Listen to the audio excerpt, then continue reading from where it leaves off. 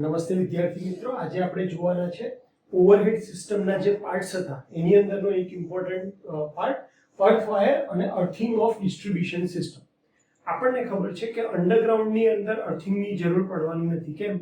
કંડક્ટરની ઉપર ઇન્સ્યુલેશન છે અને પોતે અર્થમાં છે. અર્થિંગ કોને કહેવાય? તો કોઈ પણ મેટાલિક પાર્ટ હોય, કોઈ પણ તમારી સિસ્ટમ હોય, પછી ભલે નાની મોટર હોય, પણ એ મેટલની બનેલી હોય તો મેટલના પાર્ટને ટચ કરતા માણસને કરંટ ના લાગે, એટલા માટે આપણે અર્થિંગ કરવાનું હોય છે.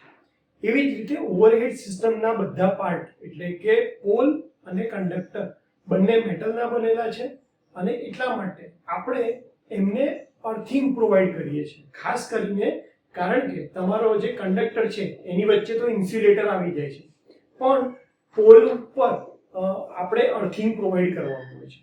તો પોલને અર્થિંગ પ્રોવાઈડ કરવા માટે બે રીત આવે છે. પહેલી રીત છે કે તમે દરેક પોલની ઉપર એક અર્થિંગ વાયર ફ્લો કરાવો. જેમ કે આ રીતે આ અર્થિંગ વાયર તમારા દરેક પોલની ઉપરથી આવે છે. એ હંમેશા પોલની કોન્ટેક્ટમાં હશે અને દરેક 1.6 કિલોમીટરના અંતર ઉપર તમે કોઈ પણ એક પોલને શું કરી દો? અર્થ કરી દો.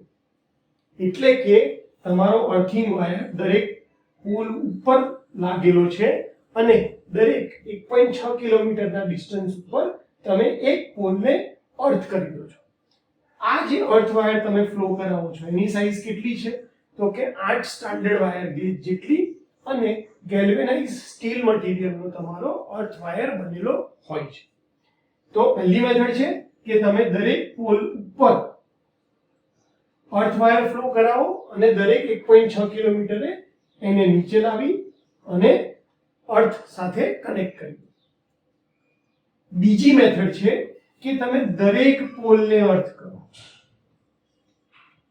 આની અંદર ફાયદો શું થશે દરેક પોલને અર્થ કરવામાં? અહીંયા ઉપર તમારે અર્થિંગ કંડક્ટર આખો જે અહીંયાથી અહીંયા સુધી વગડતો હતો એ પોર્શન હવે બગડતો નથી. તમે આ તમારો પોલ છે આખો ઉપર, આ પોલ જમીનમાં જ્યાં આવે ત્યાં જમીનથી 0.6 મીટરના ડિસ્ટન્સ ઉપર આપણે 1.8 મીટરનો રોડ લઈએ છીએ જે 40 mm નો ડાયામીટર છે અને આ ડાયામીટર વાળો જે તમારો અર્થ રોડ છે એની સાથે તમે પોલને કનેક્ટ કરી દો છો અને આ તમે દરેક પોલ માટે કરો છો. તો અર્થિંગ વાયર અથવા તો અર્થિંગ ઓફ ડિસ્ટ્રીબ્યુશન સિસ્ટમમાં આપણે ઓવરહેડ ટ્રાન્સમિશનના જે પોલ છે એને અર્થ કરવા માટેની બે રીત જોઈ. પહેલી, દરેક પોલ ઉપરથી અર્થ કંડક્ટર ફ્લો કરાવો અને દર 1.6 કિલોમીટરે તમે એને અર્થ કરી દો. બીજું, દરેક પોલને તમે અર્થ સાથે કનેક્ટ કરો.